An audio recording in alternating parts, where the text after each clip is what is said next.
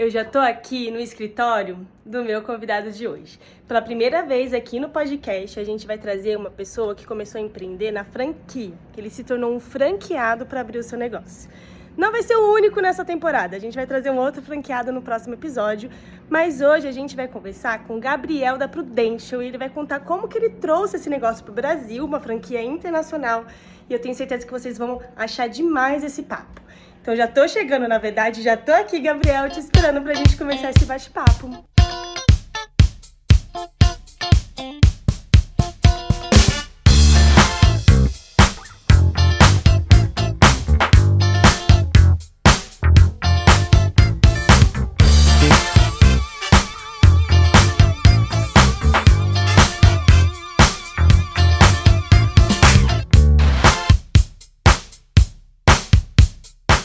Sejam muito bem-vindos a mais um episódio do Meu Amigo Empreendedor Podcast. Como eu falei na cabeça aqui desse vídeo, hoje a gente vai trazer um novo modelo de negócio que nunca veio no podcast antes.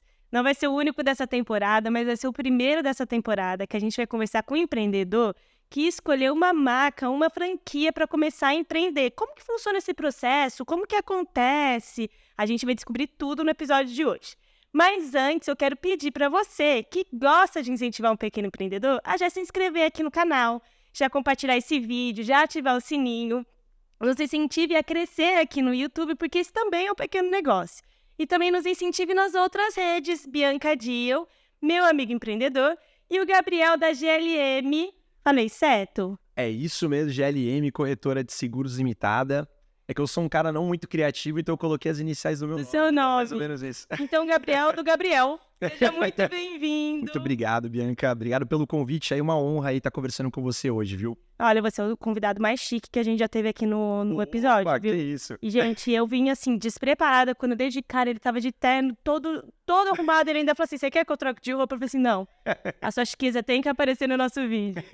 Gabriel, você apresenta um pouco pra gente. Quem é você? De onde você veio? Pra gente te conhecer um pouco mais. Não, com certeza. Meu nome é Gabriel. Eu sou nascido em Bragança Paulista, que é uma cidade não muito longe aqui de Campinas, dá uns 40, 50 minutos. Mas com 8, 9 anos de idade eu mudei para Santos, onde eu cresci, vivi até os meus 18, 19 anos. Vim para Campinas, eu tinha família aqui em Campinas, então eu vim estudar aqui. De formação, sou advogado, sou especialista em processo civil, atuei durante muitos anos na área empresarial. E de uns anos para cá eu resolvi empreender, eu já era cliente da Prudential, eu acabei resolvendo empreender nesse ramo, já gostava muito do produto, e quando eu recebi um convite para conhecer esse modelo de negócio, foi uma coisa que eu sabia que eu queria fazer algo que talvez não fosse só aquela, como eu posso dizer para você, aquela mesmice do direito, pelo amor de Deus, longe de criticar o direito, mas eu sou um cara que eu sou hiperativo, eu sou ligado no 330, então para mim aquilo chegou um momento que, por mais que eu estivesse bem profissionalmente, bem encaminhado, tudo muito bem, graças a Deus, eu falei assim, cara, eu não me vejo fazendo isso por mais 5 ou 10 anos. E aí foi muito engraçado que nesse meio do caminho apareceu essa oportunidade de conhecer o modelo de negócios e eu acabei resolvendo aplicar, comprei minha franquia da Prudential. Mas resumindo, eu já morei em outros países, fui pesquisador na área de direitos humanos, direito público internacional, então eu já fiz de tudo um pouquinho, como um bom imperativo, mas é aquela coisa, né? Eu acabei me encontrando exatamente enquanto empresário, empreendendo.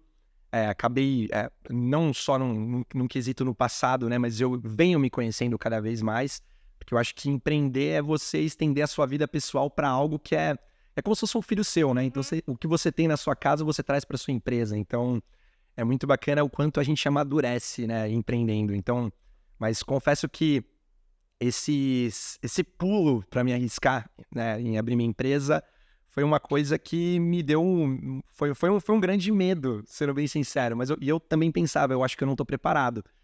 E aí um amigo meu simplesmente virou para mim e falou, cara, talvez você nunca se sinta preparado. Então, e se for com medo, vai com medo mesmo, é isso. Então eu falo assim, se eu pudesse até voltar ali pro Gabriel de anos atrás e falar, cara, vai. Se der errado, começa de novo. E é isso, né? Então, eu acho que empreender é lidar com riscos diariamente, é lidar com algumas intempéries de mercado, várias questões. A gente sabe que a gente lida com pessoas são seres humanos, eles também passam por problemas, dificuldades, então a gente tem que estar sempre preparado para poder lidar com essas questões, né? Então é uma grande gestão de emoções em vários sentidos. Uma vez eu estava vendo uma palestra do fundador do Espaço Laser, e é uma pena, porque eu não lembro o nome dele, e já é a segunda vez que eu cito. Nesse vídeo eu vou fazer questão de colocar o nome dele aqui, porque eu preciso citar, dar a referência certa. Mas um dia ele estava dando uma palestra e falaram assim pra ele: você não sente mais medo, né? Porque a gente acha que o pequeno empreendedor sente medo e que o grande não. Exato. Ele falou assim: não, eu sinto medo desde o dia que eu comecei. A minha diferença entre as outras pessoas é o que eu faço com o meu medo. Porque o meu medo é meu grande impulsionador. E para as outras pessoas, o medo paralisa. O meu medo é meu grande impulsionador. Ele falou assim: se eu estou sentindo medo, eu estou no caminho certo. E é um pouco disso, né? A gente começa a empreender, a gente tem medo, mas a diferença é que a gente passa a lidar com esse medo de uma maneira mais gostosa. Passa, não passa. Exatamente. Eu costumo dizer que o empreendedorismo dói no estômago. Que é aquele enjoo, aquele frio na barriga, aquele negócio que vai sustentando a gente, né? Exato. E até aproveitando, puxando né, uma questão que uma vez eu estava vendo um podcast, inclusive eu gosto muito dos livros dele também, do Flávio Augusto, que é uma grande referência para mim também, que é um cara também que veio de uma origem, assim, simples, foi um cara que começou a lutar e começou a empreender, assim, colocou a cara a tapa também. E faliu várias vezes, né? Exatamente, e ele fala, assim, que o medo que impulsiona ele é de não voltar pro lugar de onde ele veio. Não como crítica, mas como, assim, ele não quer passar pelas dificuldades que ele passou no passado dele, no início da vida dele. Então, é uma coisa que também eu puxo muito pra mim. Então, esse é um medo que me impulsiona e vai me empurrando ali, vai. Então, é uma coisa que eu levo muito pra mim. Eu tive eu falo assim, graças a Deus nunca me faltou nada, mas eu tive uma infância que passei por certas dificuldades financeiras e hoje eu olho e eu falo assim, tudo isso também me fez a pessoa que eu sou hoje. Sim. Então, quando eu passo por alguma questão, eu falo, olha, já passei por situações piores. Ontem até tava dando risada com um amigo meu falando, cara, algumas coisas que acontecem na nossa vida são pra gente referenciar em algum momento, nossa, aconteceu algo, mas olha, podia ser pior. Então vamos pra frente, é mais ou menos isso. Acontece que nós somos feitos as nossas referências, né? Sim. Tanto que quando a gente vê dois irmãos sendo criados pela mesma mãe, pelo mesmo pai, na mesma casa, eles crescem diferente porque são as referências, é a professora, é o colega da escola, é tudo isso que vai mudando a gente. Então, eu acho que a gente chega onde a gente chega por conta de todas as referências, todas as nossas histórias, as dificuldades, as admirações. Sim. Eu sei que eu mesmo, quando eu comecei a querer empreender, foi porque eu trabalhava numa agência de publicidade e os meus clientes eram todos bem-sucedidos empresários. Eu falei, cara, é isso que eu quero. Exato. E se eu não fosse trabalhar naquela agência, ser uma funcionária, passar todas as dificuldades, eu não ia ver a beleza nisso. Então, nossa história vale muito ali atrás, né? Eu falo que é tudo uma questão de tijolinho por tijolinho. E claro que a gente sempre vai continuar lidando com situações novas no dia a dia. A gente vai ter que se recolher para entender o que eu faço daqui para frente. Então, eu acho que empreender é se alinhar consigo, se alinhar com o mercado, se alinhar com clientes, com as pessoas que estão próximas da gente também. Porque eu falo que o empreender é uma coisa que a gente tem que ter muita maturidade no sentido de gerir. Eu falo relações, que a gente sabe que empresários não começam 9 horas da manhã e terminam 5 da tarde. Então, é sem horário para começar, sem horário... 24/7. Exato, é sem horário para finalizar. Então, a gente sempre tem que estar também muito alinhado com as pessoas que estão próximas da gente, porque nem todas as pessoas vão entender também a nossa rotina da vida, né? E não assim, romantizando o trabalho exaustivo, mas a gente fala que é 24/7 porque às vezes a gente tá na piscina, na praia, numas férias, mas a nossa cabeça tá observando, vendo como acontece. A gente tá numa viagem internacional, a gente tá vendo como acontece o negócio lá fora. A gente é 24/7 porque a cabeça entra num modo que é impossível desligar, né? Exato. Quem dera tivesse um botãozinho, agora eu tô trabalhando, agora eu tô descansando. Não existe, esse botão não existe, né? Exatamente. E é uma coisa que também, que até aproveitando, tem um grande amigo meu, que eu vou até citar o nome dele aqui, ele é um cara que eu até gostaria de te apresentar também, um cara muito querido, que é o Diego Jimenez.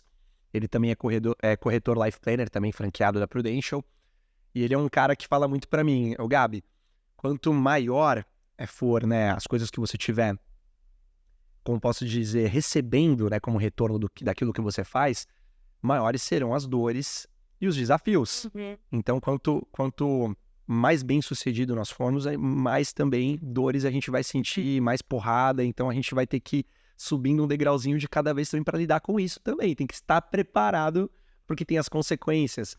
É uma coisa que eu levo muito em consideração, e até aproveitando, citando ele também, eu até comentei com ele que eu tenho refletido muito sobre isso, mas trazendo mesmo, eu acho que pro contexto empreendedor também. Muitas vezes a gente pede força, independentemente de religião, enfim, ou crença, a gente pede força, a gente pede fé, a gente pede foco, mas a gente acha que a vida, ou Deus, ou a forma como você pode chamar, vai trazer e vai colocar força na gente, né? Ou vai colocar fé.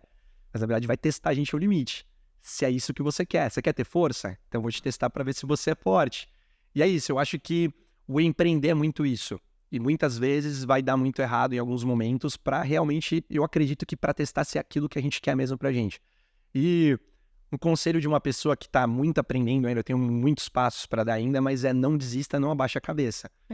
Tomou porrada? Beleza, abaixa, levanta a cabeça, ergue e continua, e é sobre isso. Não Já pode que a parar. gente tá nessa fase de citar, trazer várias citações, vou dar uma dica. Essa eu sei onde eu li no livro do Napoleão Hill, Sim. que ele colocou uma frase assim, ó. Antes da aurora vem a hora mais escura. Naquele livro que ele fez a entrevista com o diabo. Sim. E é um pouco disso, né? Na verdade, sobre não desistir é porque quando a gente tá na fase mais escura e que a gente tá desesperado, a gente não consegue enxergar, é um pouquinho antes da aurora. Então é fechar o olho aí, né? Confiar nos nossos valores, porque todos os nossos negócios a gente constrói em cima de valores, na nossa ética, na nossa missão e seguir.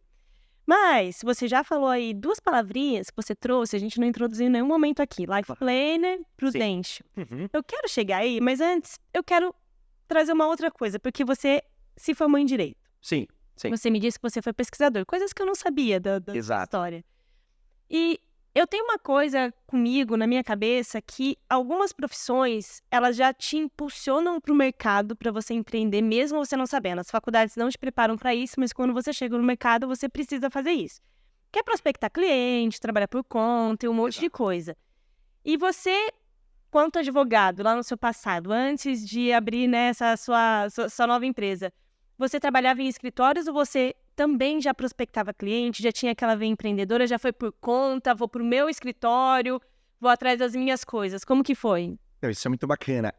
Eu trabalhava em um escritório e eu falo assim, a gente sabe que o mundo do direito ele é um mundo que, tem uma remuneração que não é ruim, mas também está muito aquém do quanto o mercado exige do profissional do direito. Então, eu fui obrigado sempre a empreender. Eu digo assim, eu não tinha uma empresa por fora, mas eu sempre advoguei. Tinha os meus casos pessoais também. Então, era uma forma de eu complementar minha renda. Então, mas assim, sempre foi de forma muito orgânica. Era alguém me recomendando um cliente dali. Então, alguém que eu fiz um trabalho, um processo, me recomendava outra pessoa. Eu não conhecia a força da recomendação, como eu poderia direcionar isso, que é algo que eu faço hoje com o meu trabalho. Então, você puxa um ponto muito importante, que é as faculdades não formam empreendedores. Não. Eu não sei por quê. Porque eu acho assim, empreender hoje, eu falo assim, é primordial. Por mais que você não tenha uma empresa, mas é sobre o ato de você dar cara a tapa, o ato de você ir atrás de coisas. E as faculdades não formam, não preparam isso. Porque antes era para poucos, né? Sim. Antes era... Ainda mas já foi pior ainda, né? Já foi pior, porque antes você precisava de muito capital, você precisava de alugar um espaço para começar, hoje em dia a gente pode começar na internet. Então, os empreendedores hoje estão muito volumosos, né? Os pequenos, principalmente, perto dos grandes, estão surgindo muitas pequenas empresas e aí tudo começou a mudar, né? O governo agora trouxe o MEI, né? Agora não, já tem uns 10 anos aí que trouxe o MEI, então você já consegue se legalizar ali no começo. E eu acho que as faculdades se elas já não estão, ouvi dizer que elas já estão, mas faz muito tempo que eu não faço uma faculdade, e elas vão se transformar para começar a preparar as pessoas para o mercado, porque isso, como o primeiro convidado da segunda temporada foi meu marido, ele é educador físico. É impossível um educador físico não virar um empreendedor. Exatamente. Só que eles não olham para aquilo como um empreendimento, e aquilo vai se atropelando, sem planejamento, às vezes passa 40 anos sendo personal, 40 anos sendo dificuldade, porque não olha aquilo como negócio. Exato. O Paulo já teve a sorte de casar comigo. Nosso primeiro ano de casado, eu já fiz ele fazer um contrato, já fiz ele fazer umas coisas. Já falei pra ele que aquilo era um negócio, que ele tinha que prospectar, pedir feedback, fazer NPS, fazer um monte de coisa. E hoje ele mudou um pouco a cabeça, mas não tem. Eu acho que aos poucos as faculdades vão precisar se transformar. E tem que acontecer isso, porque eu vou dar um exemplo pra você. Assim, o direito é uma área que, assim, sem tecer críticas aqui, mas é uma área muito engessada ainda. Tradicionalíssima, sabe? Então, assim, tem coisas... E é muito engraçado que, embora, por mais que ela seja tradicionalíssima, tenta manter algumas questões muito engessadas, que eu acho que tem que mudar, tem um outro ponto que, assim, eu vejo muito as faculdades, pelo menos grande parte das faculdades de Direito, formando advogados, não formando juristas, porque querendo ou não, uma faculdade que você pode ir para 30 mil profissões. Uhum. Mas, ao mesmo tempo que eles tentam formar advogados, porque muitas faculdades focam muito na OAB, né, o exame da ordem, ao mesmo tempo, eu falo assim, pelo menos boa parte dos advogados que eu conheço empreendem. As pessoas que estão ali, obviamente, à minha volta, pelo menos que não seguiram para a parte corporativa. E assim, um bom advogado, por que ele não é formado para preparar para abrir um escritório? Tem uma Exatamente. disciplina para isso? Então, assim, eu não sei, porque eu já saí uns bons anos já da faculdade, eu não sei como que tá a realidade agora recentemente, mas até onde eu tenho acesso ainda não mudou tanta coisa. Tem algumas faculdades que elas já colocam. A minha faculdade, quando eu Sim. fiz lá atrás, ela tinha um negócio de plano de carreira. Que legal. Era uma matéria que a gente era obrigado a fazer, eu fui fazer de entortando o nariz, porque eu não queria. E daí lá tinha umas orientações do professor, algumas pessoas falavam que eu quero abrir minha própria empresa e tal. Eu sei que a minha faculdade, que é a Exanc, ela é uma faculdade de negócio. Então ela forma pessoas para o mercado mesmo, para trabalhar em grandes corporações, mas ela já tem uma veia mais empreendedora ali, sabe? Sim. No final a gente abre uma empresa, a gente cria uma coisa ali, mas isso eu já me formei já tem mais de 10 anos.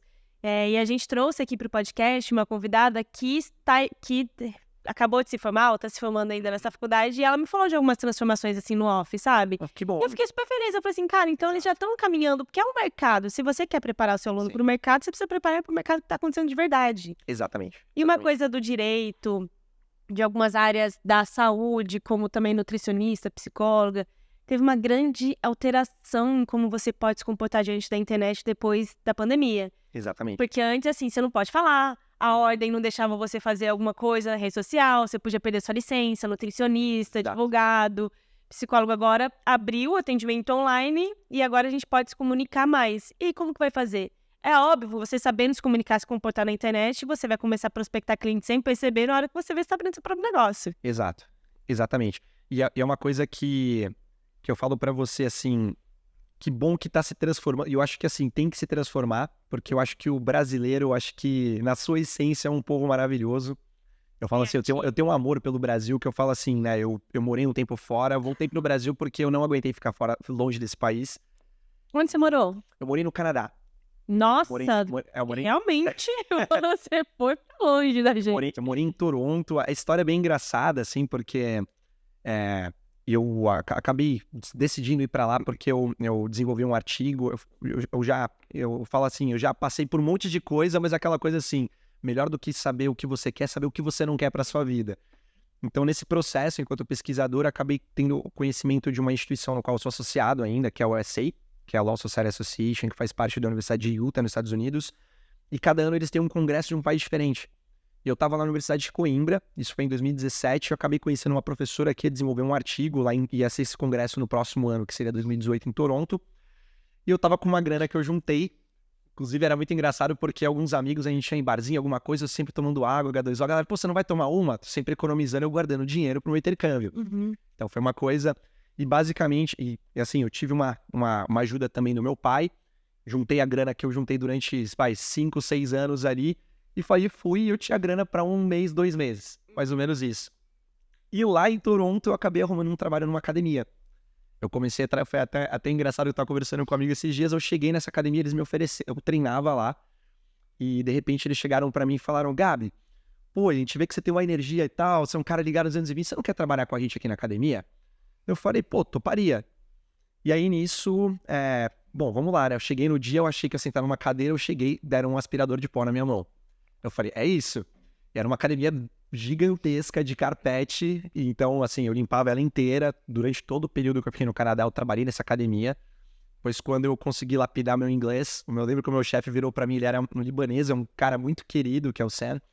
Ele virou pra mim e falou, Gabi, quando você conseguir negociar no telefone, atender telefone em inglês, eu vou deixar você trabalhar na recepção também. Pra mim era ótimo, porque você ganha por hora, né? Então eu fazia a faxina, chegou uma hora que ele falou, Gabi, eu não tenho por que te pagar mais horas na faxina, porque eu nunca vi minha academia tão limpa. Então agora você vai ter que procurar outra área. E eu não podia ter mais horas de trabalho, e ele acabou dando essa oportunidade pra eu trabalhar na recepção, trabalhar vendendo pacotes de academia e tal, não sei o quê. E foi aí que eu acabei esticando por lá, por Toronto, fiz um programa lá, acabei apresentando o meu artigo e de repente bateu em mim assim aquela coisa, eu falei, cara, o que eu tô fazendo aqui? Eu tinha um relacionamento com uma pessoa que morava nos Estados Unidos, ali no norte dos Estados Unidos, eu ia quando podia pra lá, mas chegou um momento que eu passei a questionar, eu falei, cara, eu não quero isso pra minha vida. Por mais que eu amasse demais aquela pessoa, naquele contexto tudo, eu já comecei a ficar, meu Deus, o que eu vou fazer? Eu não me vejo morando fora do meu país. Muita gente até que, às vezes, me perguntar, mas, cara, pô, tô pensando em ir pra outro país, o que você acha? Eu sempre falo, eu não gosto de dar muita opinião, porque cada pessoa tem uma realidade. Então, pro Gabriel, eu falo assim, lá é bom, mas é ruim, aqui é ruim, mas é bom. Então, assim, mas ao mesmo tempo, eu sou apaixonado pelo povo brasileiro, mas enfim, eu dei uma volta, eu sou um cara meio prolixo, mas o que eu quero dizer, assim, que eu precisei conhecer muita coisa, passar por muita coisa para me preparar também para eu virar empreendedor. Então, eu falo assim, das dificuldades, assim, de limpar banheiro sujo, aconteceu cada coisa que eu passei por lá, que eu falo hoje, assim, às vezes acontece uma coisa, eu falei, cara, já poderia ser pior. Tamo aí, vamos para cima. Mas o que eu gosto muito de trazer para mim, assim, sobre o empreender, com a minha pouca experiência, seria dar cara a tapa. E estar perto de pessoas que têm a mesma mentalidade, que têm a mesma cabeça, porque eu acho que a gente é muito a média das pessoas que a gente se relaciona. Então, é muito comum, e eu vivi isso também, em alguns círculos, de quando eu abri minha empresa, algumas pessoas não me motivaram, até tentaram me desestimular. Assim, algumas pessoas, às vezes essas pessoas poderiam até ter feito isso de forma inconsciente. Talvez não fosse uma realidade para ela empreender, abrir um negócio, sair de algo que era talvez garantido para algo incerto, mas eu sempre falo estar perto de pessoas e também se alimentar de conteúdos como esse aqui, entendeu, da Bianca? E é isso eu falo assim, para ter referências novas, porque é aquilo que a gente falou, tanto em referência à faculdade, os ambientes, a gente não tem muita referenciação de empreender. E eu falo na minha própria família, meu pai foi CLT 40 anos, então assim, eu não tive essa referência em casa. Então eu falo assim, meu, o que eu tô fazendo? Será que eu sou louco? Então, mas enfim. Tem uma convidada aqui que você inclusive conhece, Luciana, minha prima. Sim, sim. Ele conhece inclusive, um abraço para ela. O Gabriel, porque ele conhece toda a minha família. Inclusive, deixar um abraço para a Sophie, que é uma pessoa que eu amo muito. Ela sabe que eu a amo demais aí. Um abraço. Que é minha prima. Mas a Sofia, ela trabalha no corporativo. Mas sabia que eu queria trazer ela pro podcast qualquer dia? Porque ela tem uma visão, é uma menina extremamente inteligente, ela tem uma visão. E eu acho que ela faz um intraempreendedorismo muito bom, assim, lá no trabalho que ela tá, sabe? Vamos ver. Não, a Sofia, ela é uma... Bom, ela é uma pessoa maravilhosa que eu acho que me faltam palavras. Inclusive, eu tô com saudade dela. Tem uns meses que a gente não se vê, mas ela sabe o carinho que eu tenho por ela. Ela é minha prima. Sou suspeito pra falar dela também, né? Eu considero ela como uma das minhas melhores amigas. Mas a Luciana, essa minha outra prima que veio aqui no podcast, quando eu convidei ela para participar do podcast, né? Eu convidei, falei, então, ela participa da primeira temporada, então não existia o projeto ainda, né? Então, a primeira temporada, eu falo que as pessoas da primeira temporada compraram o meu projeto, porque não tinha nenhum no ar, eu tava explicando o que eu queria, as pessoas, vamos. E quando eu a convidei, ela falou assim, nossa, Bianca, eu não sei se eu sou empreendedora. Eu falei assim, Lu, você tem uma clínica aí que você faz, você abriu, você alugou uma sala, você comprou equipamento. Daí ela me mandou um áudio que a gente até falou um pouco sobre isso no podcast dela, que foi assim, mas a minha família não me reconhece como empreendedora. Minha família acha que eu tô me aventurando, então eu acho que eu nunca me olhei desse jeito. E eu conheço a família dela, né? Ela é minha prima, né? Ela é, na verdade, prima dos meus irmãos, mas eu sei que não é maldade, não é porque a família dela não quer incentivar. Mas é porque é isso, a gente, né, no mundo de antigamente, você precisava entrar numa grande empresa para ficar lá 30 anos, você se aposentar, então é esse medo, não é que a nossa família não nos incentiva, né, que falta incentivo pra gente no começo, que eles têm um medo da gente dar errado. E a verdade é que a gente vai dar errado quando a gente começa a empreender. Exato. E daí é muito duro quando a gente tá dando errado e as pessoas ainda falam, eu avisei e tal, né.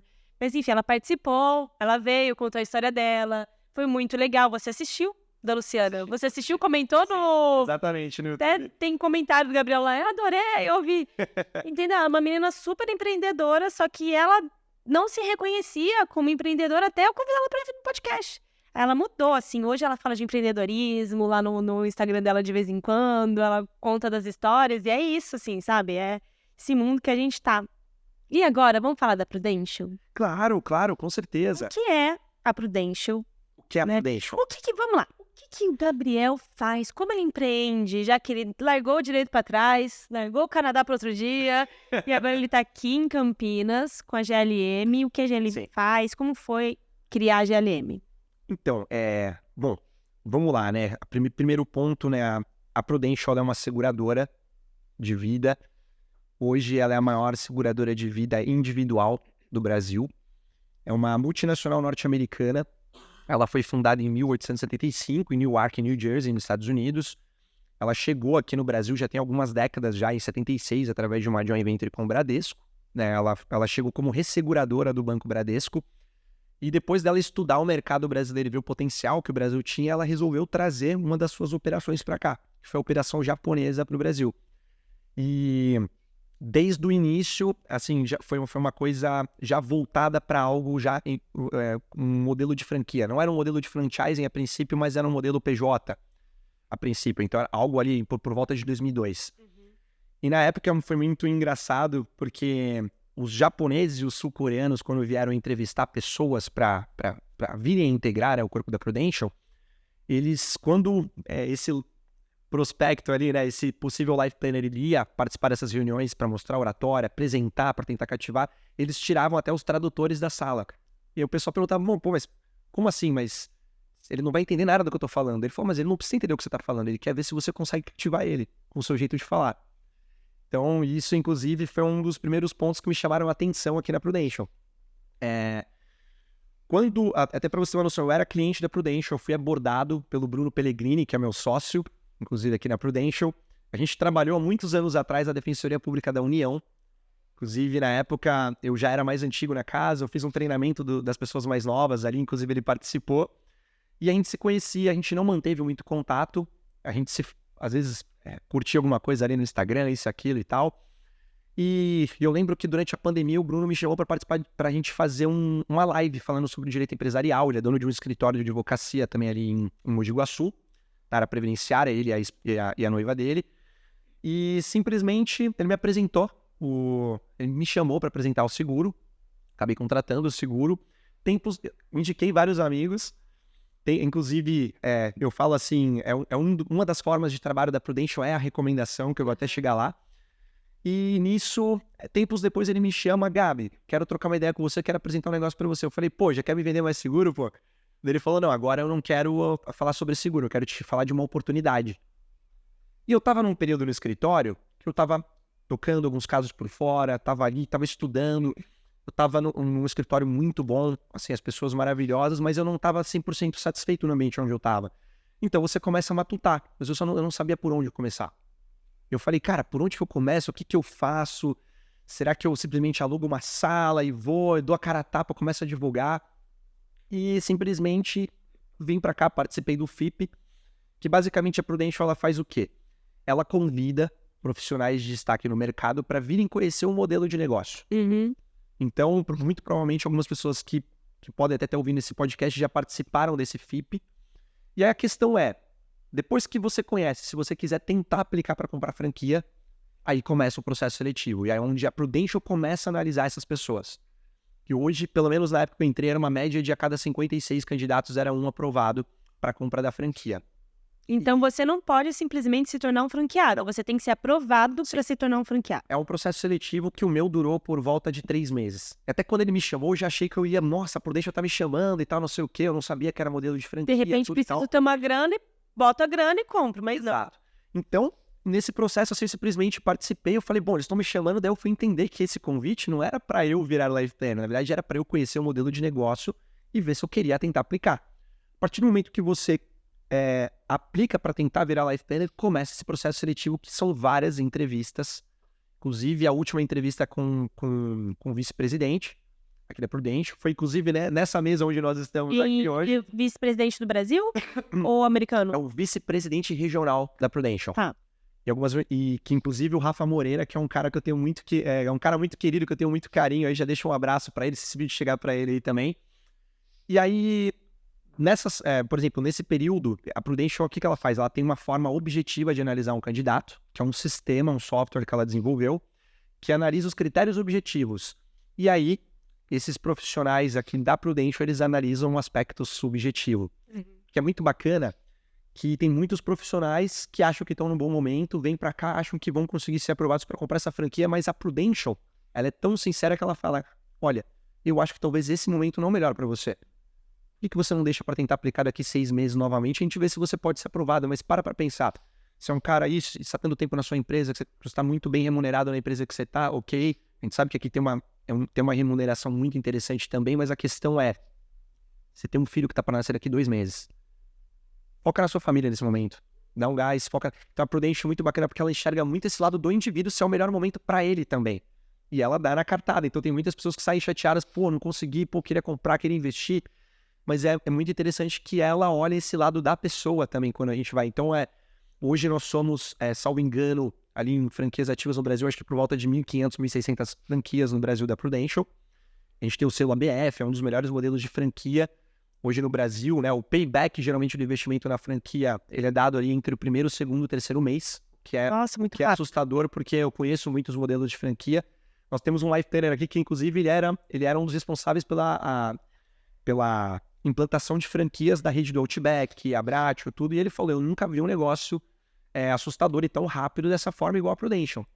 Então, para você ter uma noção, né, o meu trabalho era assim, pegava uns casos por fora, escritório, tô tirando uma grana, e simplesmente entrou um processo, um caso que eu tinha advogado, e entrou um valor que era o valor da compra da minha franquia. Tudo vai se encaixando, né? Tudo foi Sem maluco. E muita coisa, uns meses antes, fecharam algumas portas que eu falei, cara, e agora? E às vezes a vida, ela fecha algumas portas para abrir que outras venham a abrir ali. Então, aconteceu tudo no melhor momento para mim.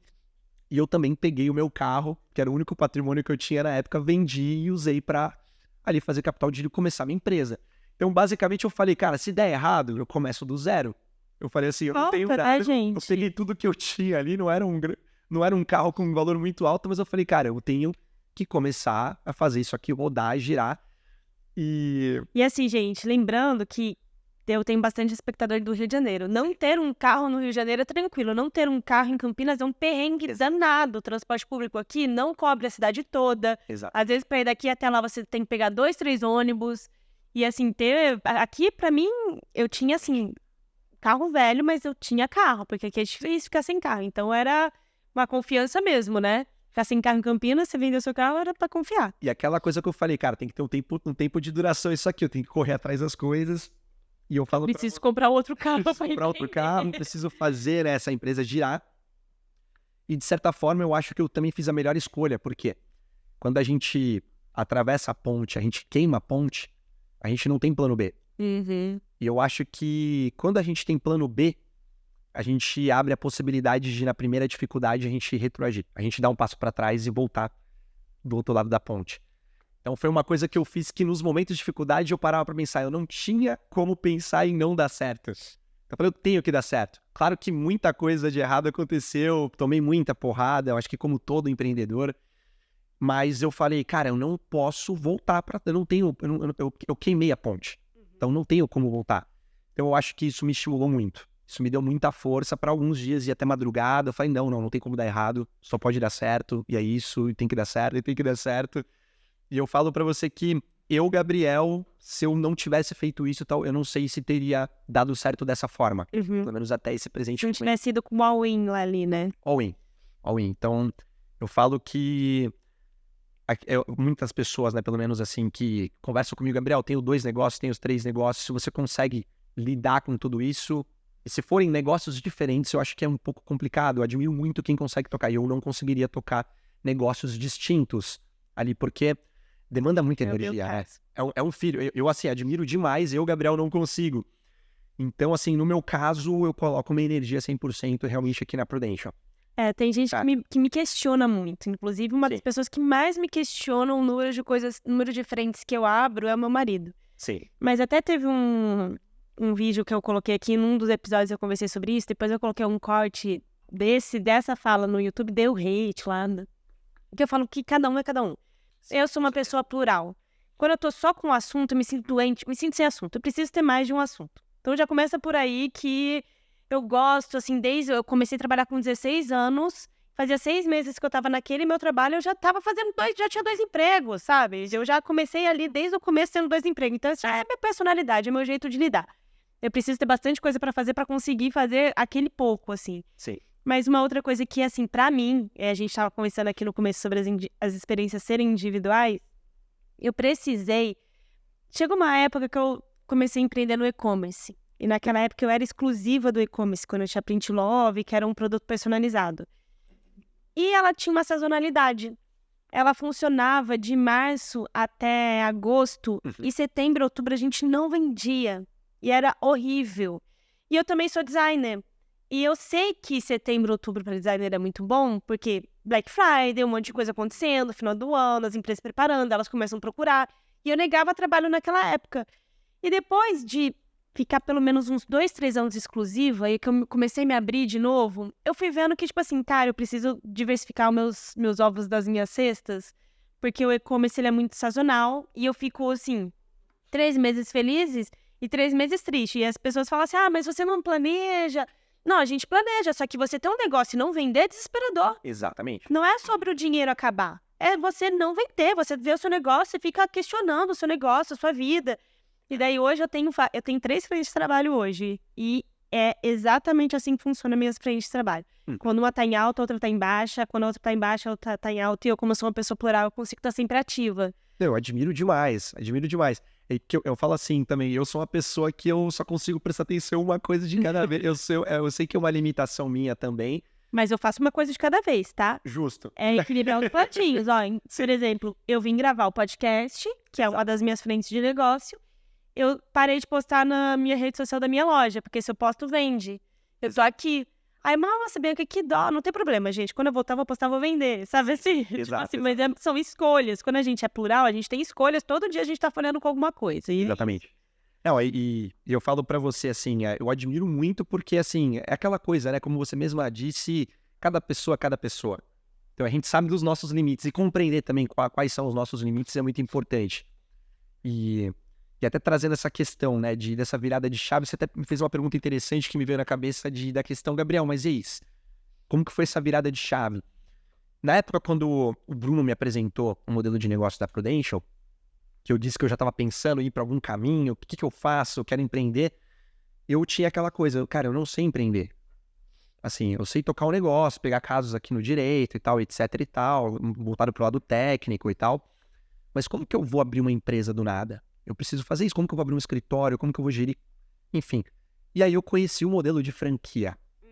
E o modelo de franquia é uma coisa muito interessante, porque quando você compra uma franquia, você adquire todo o know-how daquele negócio. Tanto que quando você é aprovado aqui na Prudential, antes de mais nada, você tem que fazer a prova da SUSEP.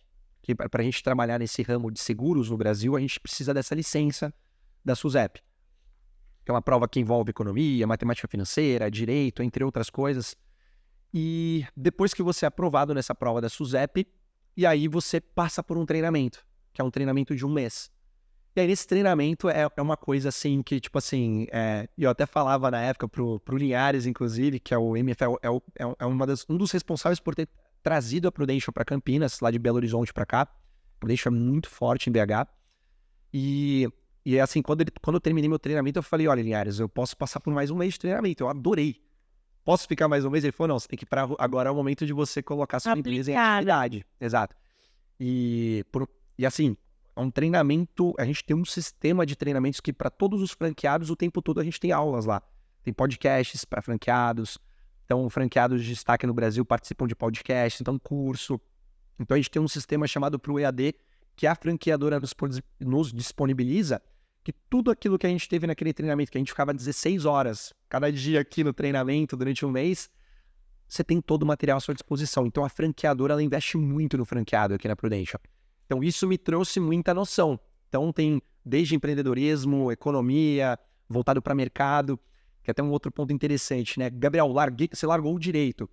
Olha que loucura, eu achei que eu largaria. Porque como eu conheci o seguro enquanto um instrumento de proteção em vida ou em morte, etc., conforme eu fui me aprimorando enquanto life planner, eu conheci um outro lado desse produto, que é exatamente para fins jurídicos mesmo, de blindagem, para fins de, como posso falar para você, de preparação de processo de sucessão. Então, hoje, querendo ou não, eu trabalho como advogado também, tanto que eu mantenho a minha OAB ativa, mas eu trabalho enquanto advogado de planejamento sucessório, também blindagem, porque eu trabalhei com muito tempo com o mercado de recuperações de créditos, Stressed Asset. Então, eu trabalhei nesse escritório e numa outra startup durante muito tempo nesse ramo. Então, hoje eu conheço esses mecanismos e utilizo do instrumento do seguro, principalmente o seguro vitalício, para poder, como posso dizer, proporcionar instrumentos para empresas e também pessoas físicas nesse sentido. Isso é importante porque o pessoal, né, por exemplo, eu não sou de uma família rica, eu não sei disso, mas se você não faz um bom planejamento sucessório, você pode perder até 50% do seu patrimônio numa dessas. É um negócio E as pessoas não sabem disso, mas se de repente você tem muito dinheiro, você morreu, você não fez isso, o governo fica com metade. Exato. E daí você se vê, de repente, sem metade do seu patrimônio e sem a pessoa querida tendo que ir atrás disso. Então, é muito importante isso daí também. É uma coisa que eu falo pra você, assim, né? Hoje, aqui no estado de São Paulo, nós temos uma alíquota de 4% do ITCMD. Aí junta ITCMD, por exemplo, junta honorários advocatícios, que um advogado para fazer uma sucessão geralmente não é barato. A gente tem ali custas processuais judiciais, custa de cartório de registro imobiliário. E a questão que você trouxe um ponto desse 40%, 50%, e é a tendência da maior parte dos países que a gente conhece aqui, por exemplo, Estados Unidos, Japão, chegam a 60%. Eu sei que o Brasil até é um dos mais baratos, porque eu acho que aqui é 40%, né? Atualmente aqui no estado, considerando assim, aqui no estado de São Paulo, a gente leva em consideração, juntando todas as custas, varia de 12% a 20%. Mas a questão do 40% vai se tornar uma realidade com a reforma tributária agora. Ah, tá. Então é uma questão de tempo. Então tem muita gente falando, você tem uma noção, o ITCMD, que é o Imposto de Transmissão Causa-Mortes, teve até uma audiência pública no Senado que eles estão ventilando só para o ITCMD variar de 16% a 30%, só o ITCMD. O que é ITCMD? O ITCMD é um imposto de transmissão causa-mortes e doação, que é um imposto que você paga para transferir o seu patrimônio para outra pessoa em caso de uma ausência, de uma morte. Uhum. E também o imposto que a gente paga quando a gente vai doar um bem para uma pessoa também. Então, aquela famosa doação em vida, sabe? De pais para os filhos. E esse é um imposto que assim, a gente sabe que o Estado quer arrecadar. Então, Cada vez mais. A nossa reforma que está acontecendo atualmente hoje é só para cobrar mais imposto. Atualmente, exato, mais imposto. Exatamente. Então, assim, essa questão do 40%, 50%, você pegou um ponto muito bacana, porque é a tendência mesmo. Então, tem se discutido muito sobre isso, que vai se tornar uma realidade. Então, assim, as pessoas... às vezes eu sinto pessoas que falam assim, Gabriel, eu não quero deixar seguro para filho, eu não quero deixar seguro para o marido ou deixar para a esposa. Eu trabalho desde os 10, 11 anos de idade, eles que trabalhem e tal. Eu falei, legal, tudo bem, eu entendo, respeito a sua visão, mas já que você não quer deixar, mas também não deixa dívida. Uhum. Você não precisa deixar dinheiro para ninguém, mas não deixa dívida. Ou todo o patrimônio que você construiu durante os últimos anos da sua vida, você quer deixar parte dele na mão do Estado. E a sua família tendo que fazer leilão de patrimônio para conseguir ficar com o que restou. Então, o seguro, ele é um instrumento que traz, como o próprio nome diz, da redundância, segurança mesmo, segurança financeira. E hoje é com muito orgulho que eu falo que hoje nós pagamos a maior parte de todo o seguro pago no Brasil. Porque a Prudential trabalha de uma forma um pouco diferente das demais seguradoras, né?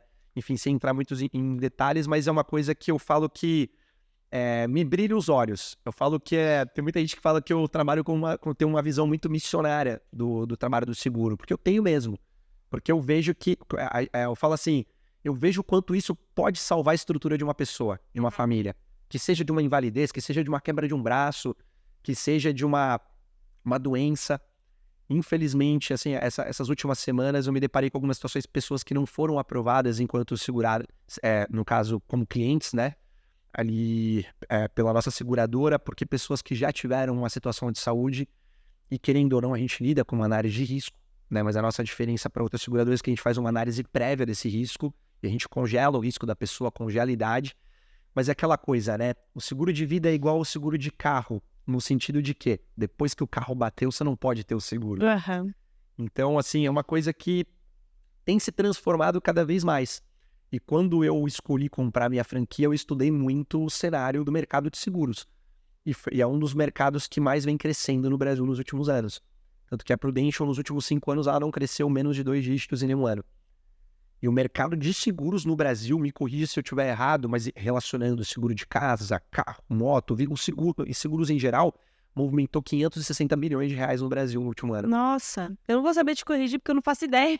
Mas... 560, 570, algo próximo disso. Então, eu falo assim, o brasileiro cada vez mais tem contratado seguro. É muito bom. Então, porque o brasileiro tem visto que existem outras formas de se planejar. Né? Que é uma coisa... Eu acho que aconteceu que a gente passou por um momento que mudou a nossa visão de vida, que foi a pandemia, né? Porque assim, a pandemia todo mundo Foi passou. uma das feridas, exatamente. Todo mundo. Não teve quem não passou. Cada um passou de um jeito. Mais uma vez, as experiências são individuais, mas todo mundo passou por aquilo. E aquilo mexeu muito com a nossa coisa de futuro, de estar preparado.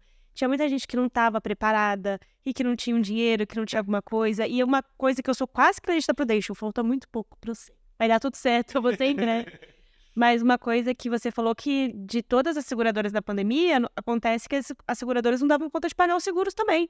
Exato. E aí você falou que a Prudential, tipo, cumpriu com todos os compromissos dela. Exato. E foi isso, assim, depois que a gente passou por aquilo e teve gente que passou por dificuldade, teve gente que falou assim, eu preciso me preparar, agora as pessoas estão olhando para um mundo diferente. Exato. E você pegou um ponto muito bacana, Bianca, porque hoje, né, existem 4 situações que geralmente as seguradoras, não só no contexto no Brasil, mas no mundo, são 4 situações que as seguradoras não têm a obrigação, né, de pagar seguro, que são desastres naturais, pandemia, epidemia e terrorismo. Então são situações que fogem do controle. Tanto que, né, os nossos, eu falo assim, o nosso povo brasileiro ali, né, do Rio Grande do Sul, o que eles passaram ali, o que a galera tá tendo dificuldade para receber, onde eu tenho acesso, inclusive, seguro de casa, seguro de carro, por conta do evento que aconteceu.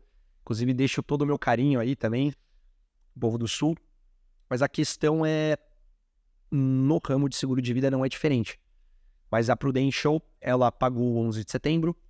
Inclusive, tinha uma grande parcela das pessoas que estavam ali no World Trade Center eram clientes da Prudential. A gente pagou.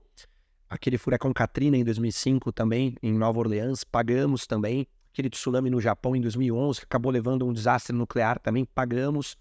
Falar para você que epidemia, a gente pagou a gripe espanhola.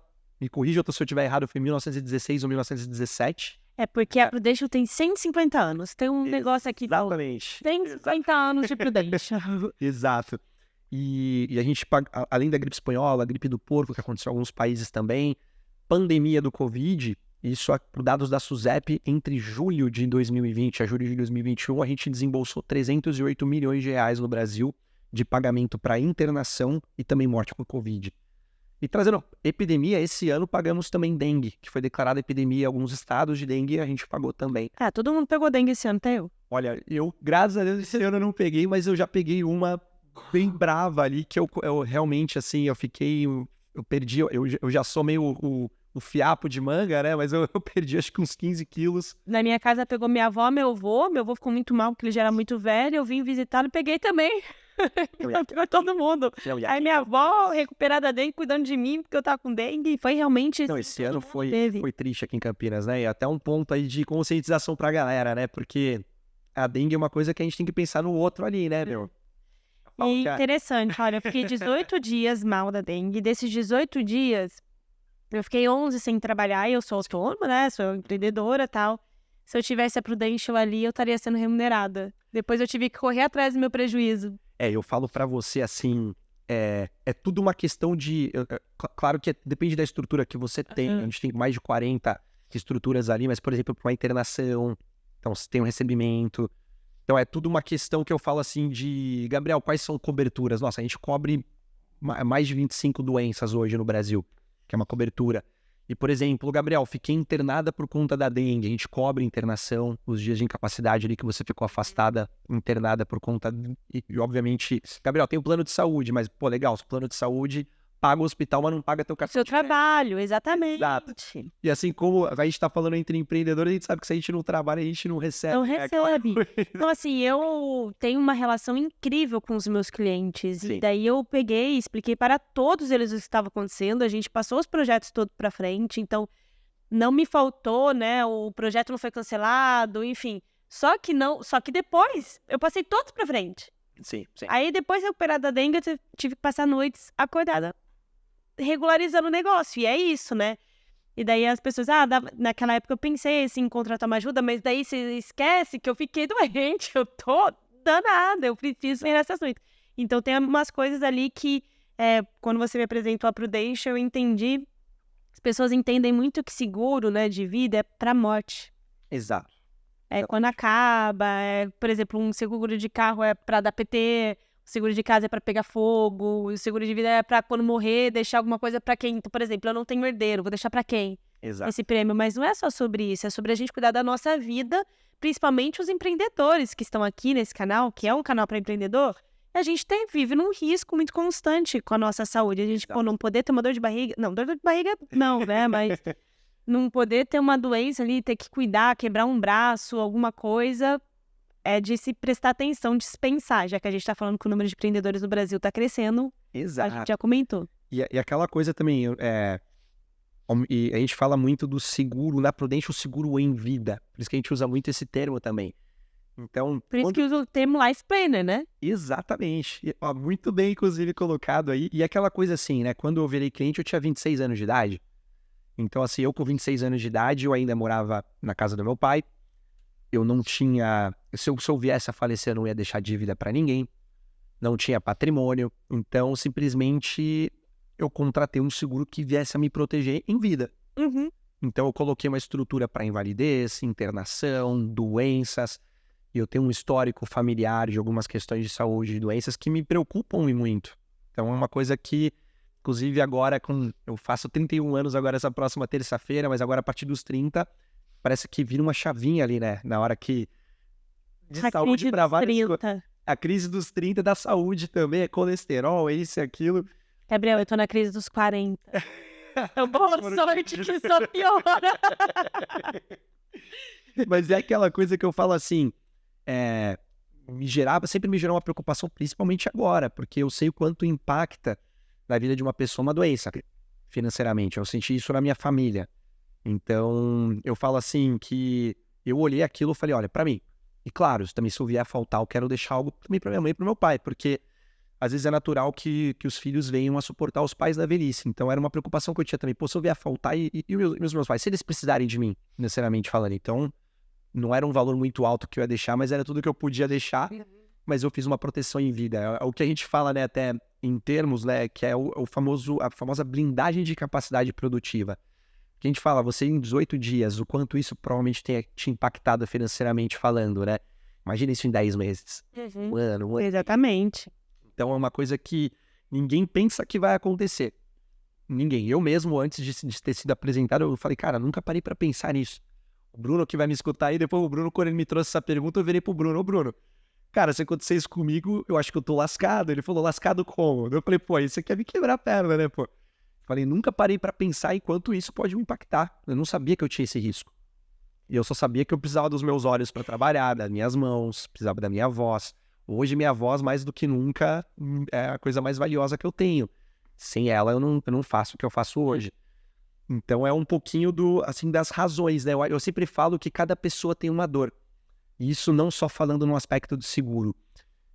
Para qualquer produto que qualquer empreendedor que esteja ouvindo isso aqui queira trazer, ou, por exemplo, está direcionando o mercado, que público que ele quer atingir, eu sempre falo, sempre entenda a dor do seu cliente.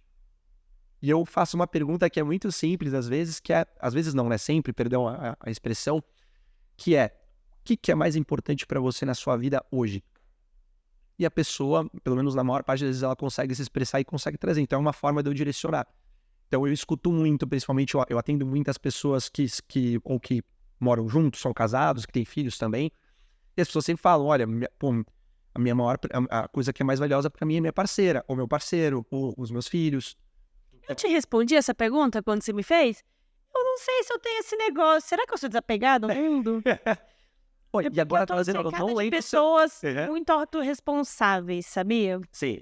Hoje eu sei que, tipo assim, eu não tenho preocupação com as pessoas que estão à minha volta, porque elas são muito responsáveis, cuidam de si, e eu não penso em herdeiro. Então, por isso que eu falo assim, será que eu respondi essa pergunta pro Gabriel? Você não vai lembrar, porque faz tempo que a gente conversou. Exato. Mas é isso. E um ponto, assim, até aproveitando, a questão, muitas pessoas me respondem também, Gabriel, o que é mais importante para mim na minha vida hoje é a minha empresa, o meu trabalho, porque sem ele eu não vivo. Eu falei, perfeito. Então o que eu vou fazer? Eu vou trazer um mecanismo para blindar a sua empresa e você enquanto empresário. Então eu sempre tento entender isso, que é a dor da pessoa. Então, e nem sempre eu fiz essa pergunta direta também, objetiva, tá?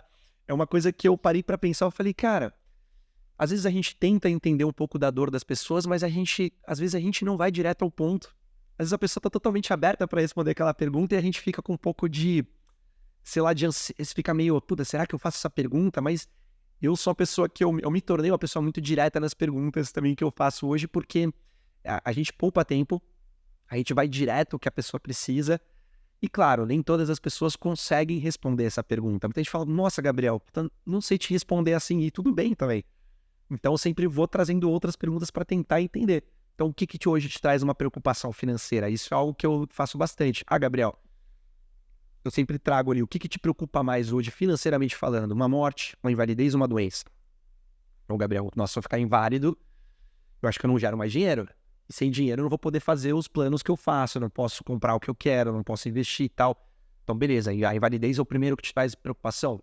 Em segundo lugar, Gabriel, eu acho que uma doença. A morte não preocupa muito porque eu não tenho filho, não me preocupo em deixar algo para alguém. Beleza, então vou focar em doença e invalidez. Então, assim, é muito bacana, a gente vai direcionando e entendendo. E a mesma coisa para quem trabalha com cosméticos, quem trabalha com independentemente do mercado, é entender a dor das pessoas, porque todo mundo tem uma necessidade.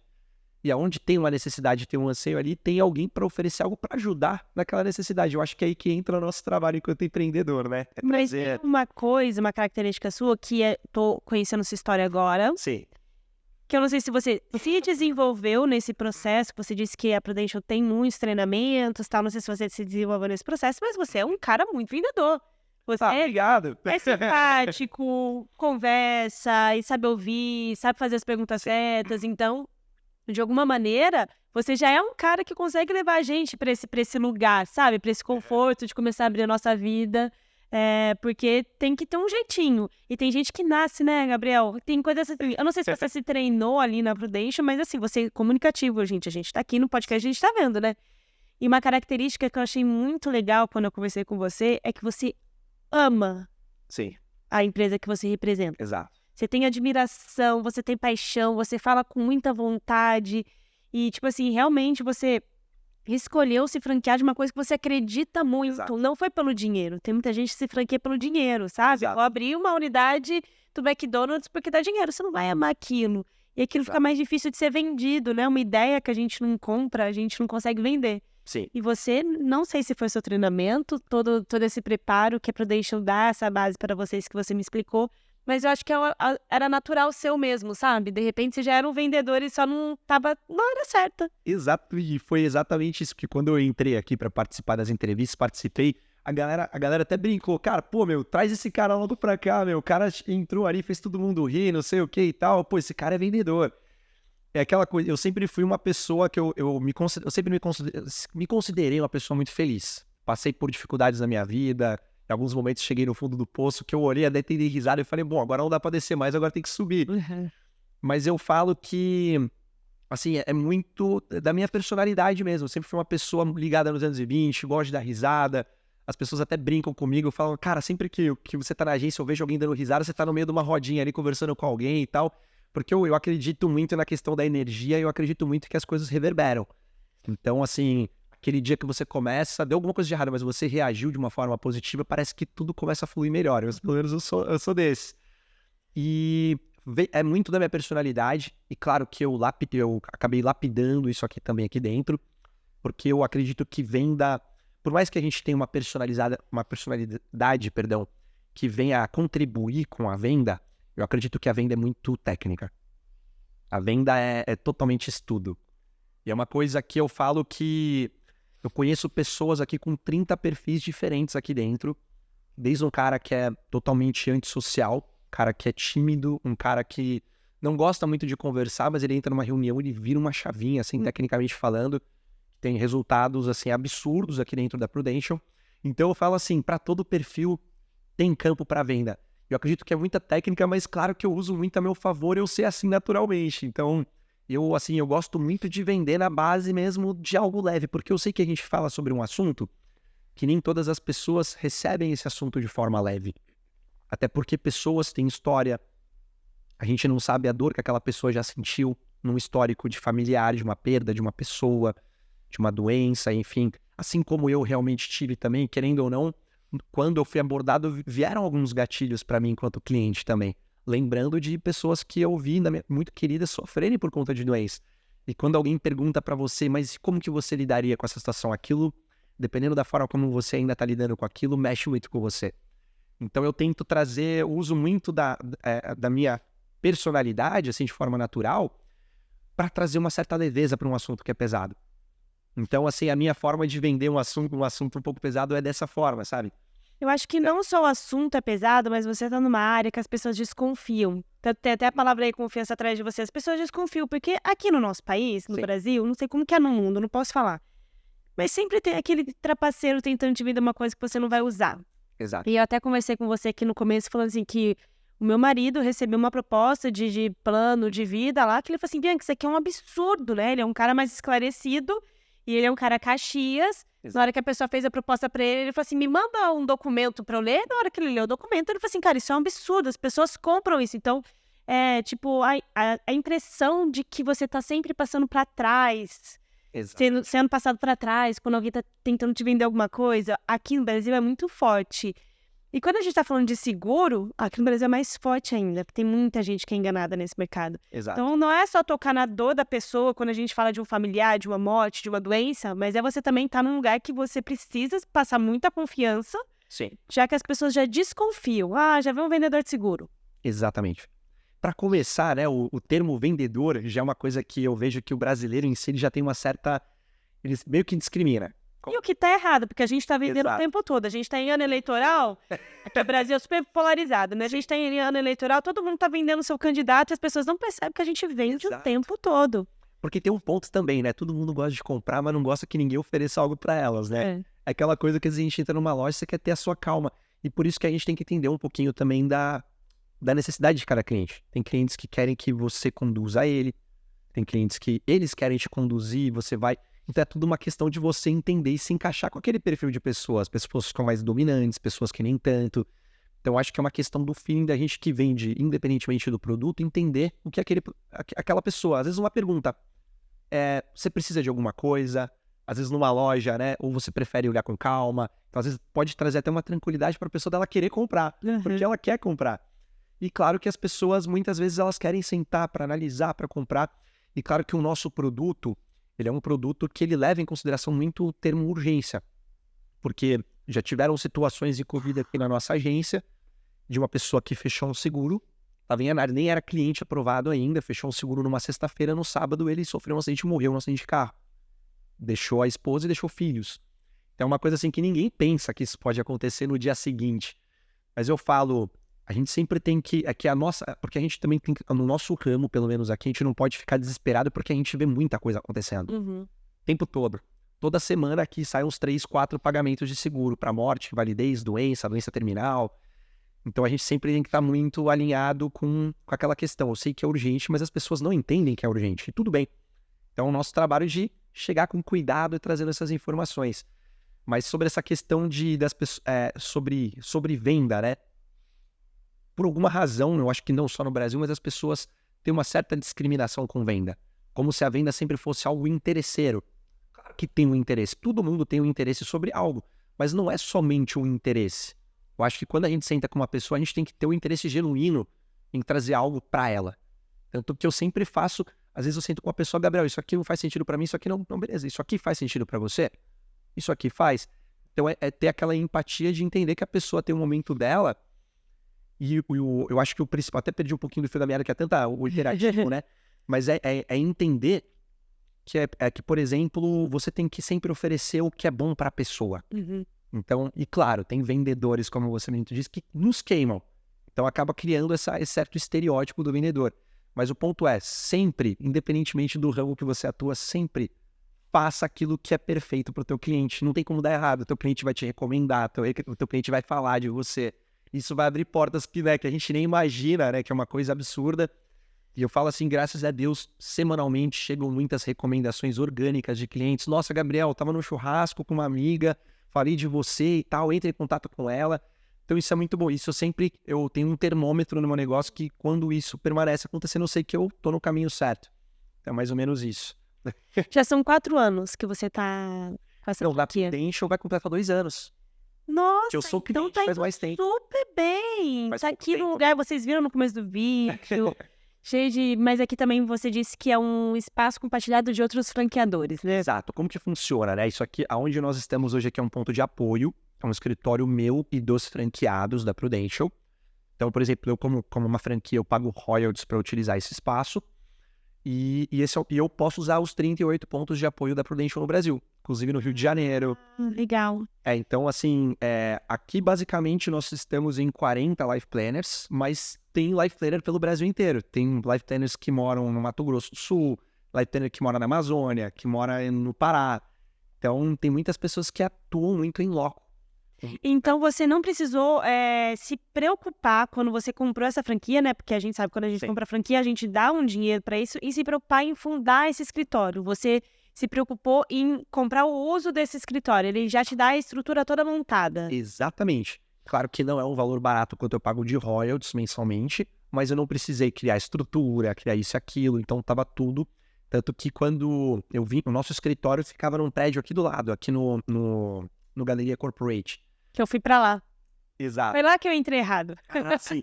E ali, em dezembro de 2022, nós viemos para cá. Nós viemos aqui pro Sky Galeria. Foi uma das primeiras empresas aqui no Sky Galeria. Venham tomar um café aqui, gente. Ele traz um pão de queijo para você. Vem conhecer o Gabriel se você tá em Campinas. Opa, tamo junto. Vai ser um prazer aí receber. Eu sempre falo assim que para um cafezinho não tem tempo ruim.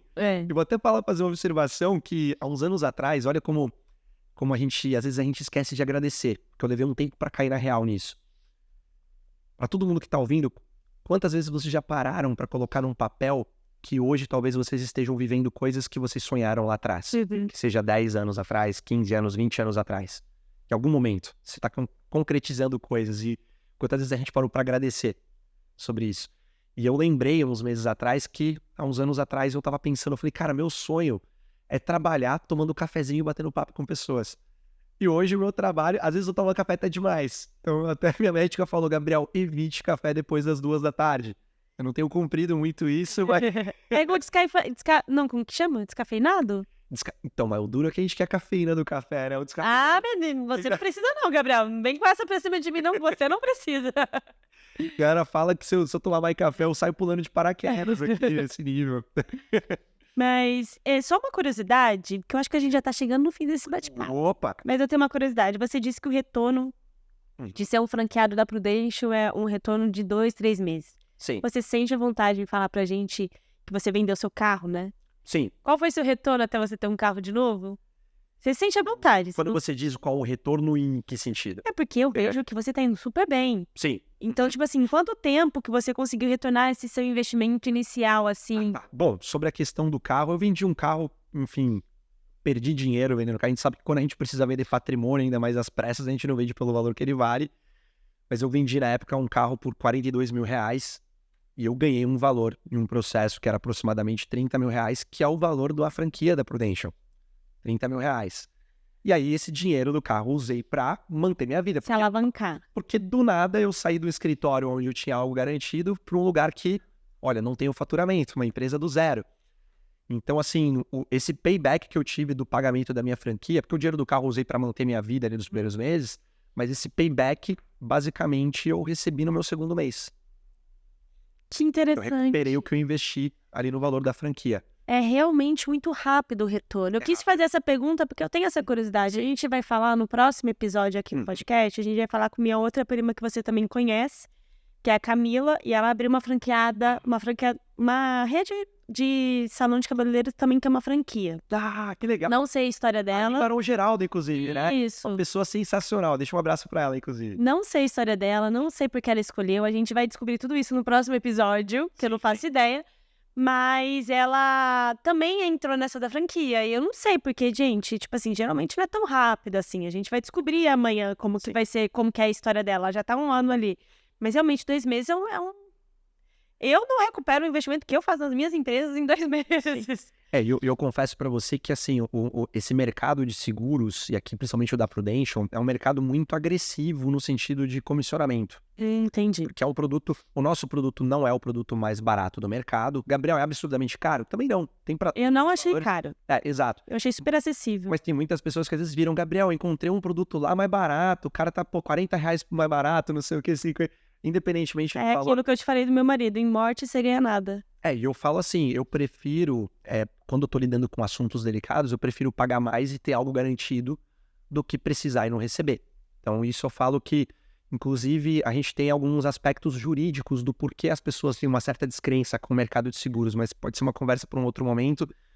Mas, basicamente, hoje a média de payback de uma franquia no Brasil é de 24 meses. 24 meses. Então, assim, Gabriel, nossa, mas o que acontece? Tem pessoas que têm o payback na primeira semana. Nossa. Então, assim, depende muito do mercado que essa pessoa atua. E aquela coisa, a gente resolve grandes problemas e também a gente tem uma remuneração muito atrativa para isso também aqui na Prudential. Certo. É mais ou menos isso. Gabriel, eu gostei muito do nosso bate-papo. Acho que a gente está chegando no fim. Antes de terminar os episódios, eu sempre faço 2 perguntas. Faço elas separadas, mas para você eu vou fazer de uma vez só. Beleza. Primeira coisa, planos para o futuro. Onde você vê você crescendo, onde você vê você chegando com isso tudo que você está construindo hoje. E uma mensagem final, assim, para a gente fechar bem o nosso podcast com o seu último ensinamento, sua última frase, a última coisa que você quer deixar aqui pra gente. Bom, Gabriel, o que eu vejo pro futuro, eu falo assim, eu me vejo atuando na Prudential durante muitos anos. Que eu me encontrei profissionalmente, eu acredito muito no produto, tanto que algumas pessoas falam que eu tenho uma visão eu sou meio que tenho uma função meio missionária do seguro. Eu vou realmente ali atrás de cada pessoa, se precisar, a pessoa não tem um perfil, não tem filho, é super novo, eu falo sobre seguro, eu falo com todo mundo sobre isso, então a gente sabe que a vida pode mudar muito, mas o Gabriel, com a cabeça que ele tem hoje, não se vê fazendo outra coisa além disso. Então eu quero tocar esse negócio, eu viso muito longevidade do meu negócio. É uma coisa que é isso, né? Hoje eu faço o que eu gosto realmente. É fácil mesmo gostando? Claro que não, mas hoje eu faço o que eu gosto. E se eu pudesse deixar um recado final, que é uma coisa que fala muito sobre mim, sempre escutem a sua intuição. Eu acho que é sobre isso. Parece que é aquele sexto sentido que a gente tem, sabe? E nunca... Mesmo se parecer uma ideia maluca, escuta a sua intuição, né? Escuta a sua intuição. Porque a minha intuição me trouxe onde eu tô aqui hoje. Então, eu senti no meu coração, alguns falam que pode ser Deus conversando com elas, outros falam que é intuição, outros falam, independentemente do nome que você der para isso, independentemente da sua crença, escute essa voz, escute essa intuição, mas claro, a gente só consegue escutar nossa intuição quando a gente tá com a cabeça limpa. É porque eu costumo dizer que para se tornar um empreendedor, mas eu acho que é para tudo nessa vida, mas a gente precisa estar atento. Sim. E quando a gente está atento, a gente consegue escutar a nossa intuição. Exato. Você acabou de forma cirúrgica, definir tudo isso e é isso. E escute a intuição e confia, mesmo que dê medo, mesmo que dê insegurança, porque eu acho que talvez muitas das pessoas que estão escutando isso aqui hoje, em algum momento, ou escutam no atual momento, não digo escutar, melhor dizendo, mas sentem no coração que tem algo para acontecer muito grande na sua vida, mas você ainda não sabe quando e como vai ser. Mas confia. O que vai acontecer? Eu acredito muito nisso.